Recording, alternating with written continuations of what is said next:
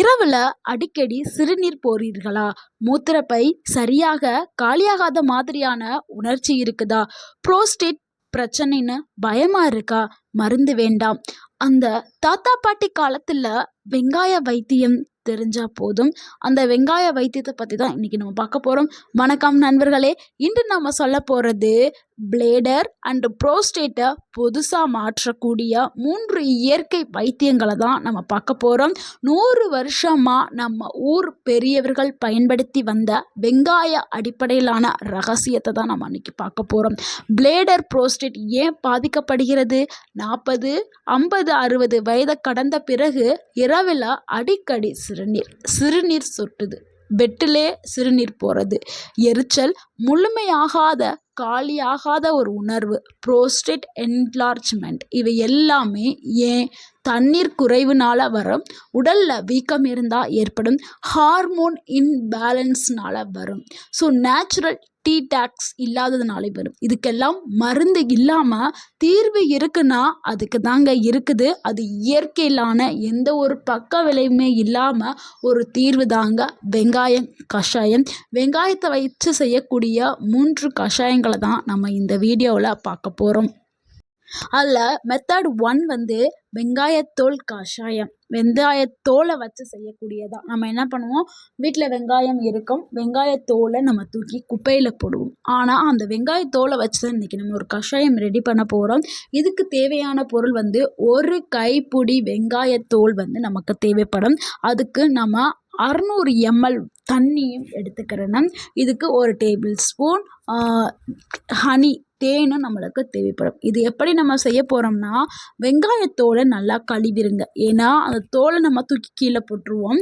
ஆனால் இது இன்னைக்கு நம்ம அந்த தோலை பயன்படுத்த போகிறோம். ஸோ அதில் நிறையா மண் அழுக்கு எல்லாமே வரும். ஸோ அதனால் நல்லா வெங்காயத்தோலை நல்லா கழுவிட்டு 600 ml தண்ணி எடுத்துருக்கோம்ல, அதை அடுப்பை ஆன் பண்ணி நல்லா கொதிக்க விடுங்க.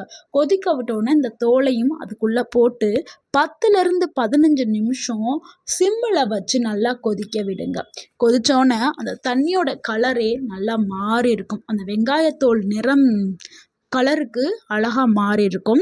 ஸோ இதுக்கப்புறம் நீங்கள் அடுப்பை அமர்த்திட்டு நீங்கள் வடிகட்டி அது நீங்கள் சூடாக இருக்கும்போதே நம்ம குடிக்கிற மாதிரி பார்த்துக்கிறணும். ஸோ இதை ஆறெல்லாம் வைக்கக்கூடாது. சூடாக இருக்கும் பொழுதே நல்லா வடிகட்டிட்டு நம்ம 1 டேபிள் ஸ்பூன் தேன் எடுத்தோம்ல, அதை அந்த கஷாயத்தில் கலந்துட்டு நீங்கள் குடிக்கணும்.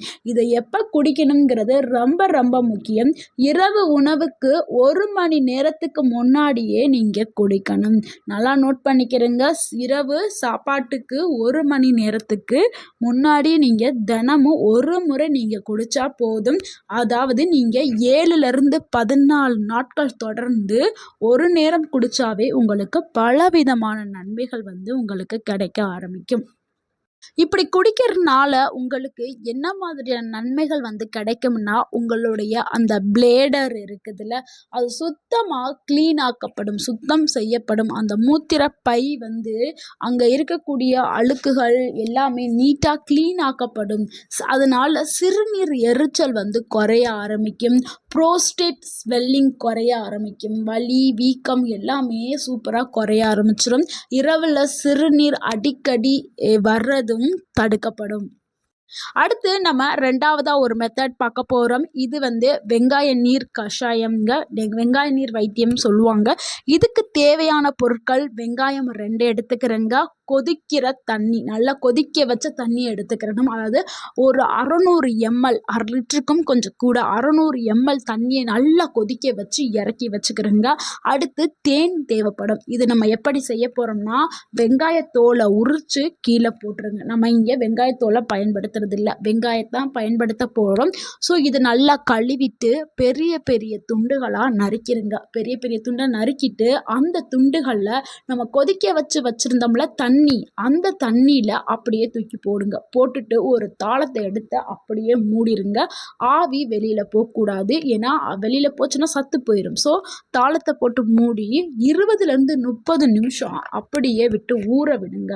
அப்போ தான் தண்ணியில் சாறு இறங்கிடும். ஊறினதுக்கு அப்புறம் அதை நீங்கள் வடிகட்டிட்டு அது கூட தேன் சேர்த்துக்கிறங்க. தேன் எவ்வளோ சேர்த்துக்கிறீங்கன்னா, 1 டீஸ்பூன்லேருந்து 3 டீஸ்பூன் வரைக்கும் நீங்கள் தாராளமாக சேர்த்துக்கிறலாம். இதுக்கப்புறம் தான் நீங்கள் குடிக்க போறீங்க. இதை எப்போ குடிக்க போறீங்கன்னா, காலையில் வெறும் வயிற்றில் குடிக்கலாம். இதை இல்லைன்னா நைட்டு தூங்குறதுக்கு முன்னாடி குடிக்கலாம். இதை நீங்கள் வாரத்துக்கு 3லேருந்து 4 நாட்கள் வந்து நீங்கள் செய்யணும். அப்போ தான் உங்களுக்கு வந்து நல்ல ஒரு பலன் வந்து கிடைக்க ஆரம்பிக்கும். இந்த வெங்காய தண்ணியை நீங்கள் குடிக்கிறதுனால உங்களுக்கு என்ன நன்மை கிடைக்கும்னா, உங்களுடைய முக்கியமாக ஆண்களுக்கு ஏற்படக்கூடிய அந்த புரோஸ்டேட் கிளாண்ட் சீராக ஆரம்பிக்கும். ஸோ அந்த புரோஸ்டேட் பிரச்சனை வந்து சரியாயிரும். யூரின் வந்து அடிக்கடி வர்றது தடுக்கப்படும். அது நல்லா ஃப்ளோவாக ஸ்மூத்தாகவும் வர ஆரம்பிக்கும். யூரின் இன்ஃபெக்ஷன் இருந்துச்சுன்னா அதுவும் சரியாயிரும். ஸோ வராமல் தடுக்கிறதுக்கும் இந்த வெங்காய தண்ணி வந்து உங்களுக்கு பயன்படுது. அதே மாதிரி உங்கள் உடலில் இருக்கக்கூடிய வீக்கம், வலி எல்லாத்தையுமே குறைக்கிறதுக்கு இந்த ரெமெடி வந்து சூப்பராக உதவும். அடுத்து நம்ம 3வதா ஒரு மெத்தட் பார்க்க போகிறோம். அது தாங்க பேரிக்காயை வச்சு நம்ம செய்ய போகிறோம். சிலருக்கு வந்து வெங்காயம் சாப்பிட்டா எனக்கு வந்து அலர்ஜி ஆகும், ஒவ்வாமை ஏற்படும். ஸோ அதனால தான் இப்போ பேரிக்காயை நம்ம 3வது ஆப்ஷனில் சொல்கிறோம். ஸோ வெங்காயம் உங்களுக்கு செட் ஆகலைன்னா நீங்கள் பேரிக்காய் வைத்தியத்தை நீங்கள் பயன்படுத்தலாம். ஸோ பேரிக்காய் எதுக்கு நம்ம இங்கே பயன்படுத்துகிறோம்னா, பேரிக்காய் உடம்பை குளிர்ச்சி ஆக்கக்கூடிய ஒரு உணவு. ஸோ இங்கே வந்து உடல் சூடுனாலையும் சிலருக்கு வந்து இந்த யூரின் வந்து அடிக்கடி வரும், அந்த பிளேடர் பிரச்சனை வந்து வர ஆரம்பிக்கும். ஸோ இங்கே பேரிக்காய் வந்து உடம்பை வந்து நல்லா குளிர்ச்சியாக வச்சுக்கிறோம். இதில் என்ன சத்து அப்படி இருக்குதுன்னா, நேச்சுரலாகவே தண்ணீர் சத்து வந்து 85% வந்து பேரிக்காயில் இருக்குது.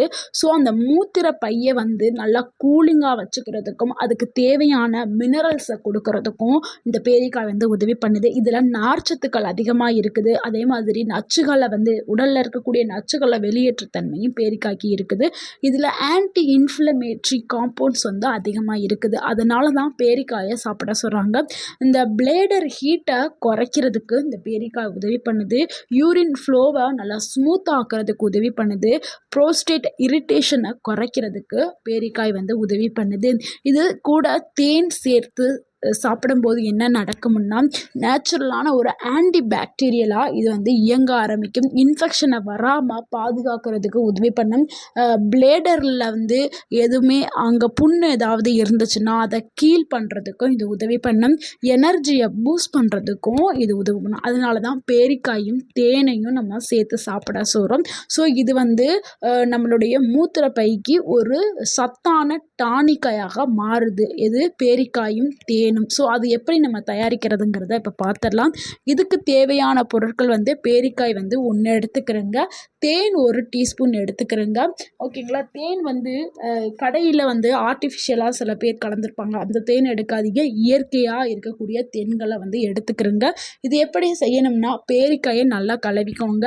அதனுடைய தோலை கூட உரிக்க வேண்டாம். அந்த பேரிக்காய் தோல் இருக்கிறது ரொம்ப நல்லது. ஸோ அந்த தோலை யாரும் சீக்காதீங்க, வைக்காதீங்க. சின்ன சின்ன துண்டாக நறுக்கி எடுத்துக்கிறேங்க. மேலே வந்து 1 டீஸ்பூன் தேனை ஊற்றி மெதுவாக மென்று சாப்பிடுங்க.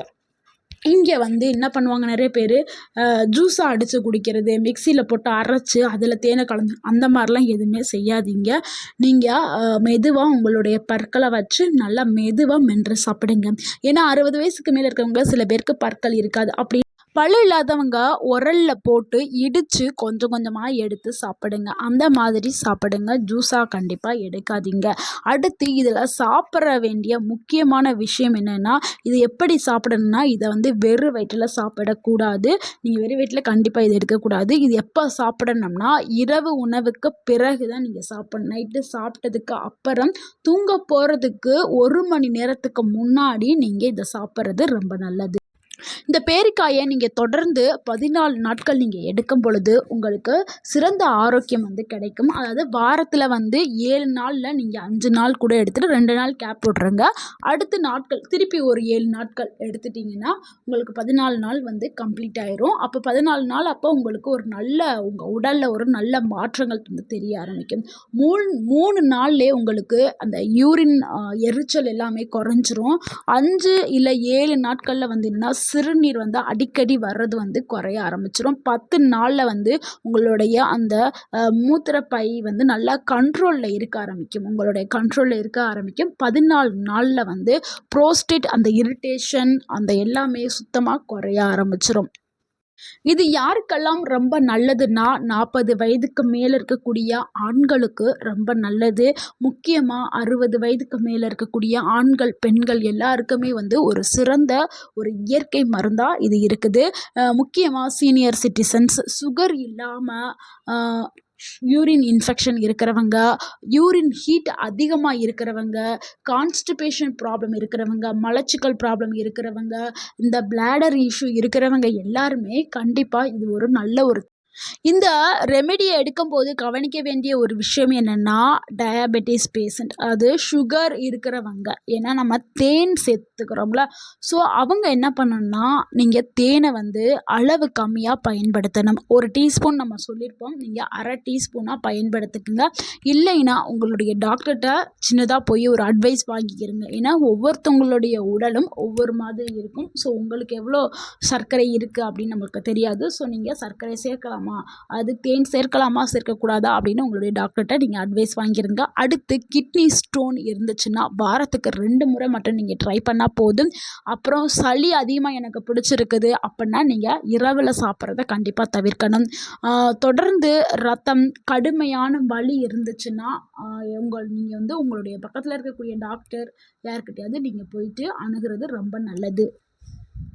நண்பர்களே, மருந்து மாத்திரை இல்லாமல் நம்மளுடைய தாத்தா கால வைத்தியத்தை பயன்படுத்தி நம்மளுடைய மூத்திரப்பை மற்றும் புரோஸ்டேட்டை புதுசாக ஆக்கலாம். இந்த வீடியோ உங்களுக்கு பயனுள்ளதாக இருந்திருந்தால் இந்த வீடியோவுக்கு ஒரு லைக் பண்ணுங்கள். இந்த வீடியோவை உங்களுடைய ஃப்ரெண்ட்ஸ் அண்ட் ஃபேமிலிக்கு ஷேர் பண்ணுங்கள்.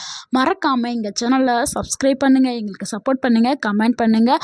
உடல் நலம் உண்மையான செல்வம். ஸோ தேங்க்யூ ஃபார் வாட்சிங்.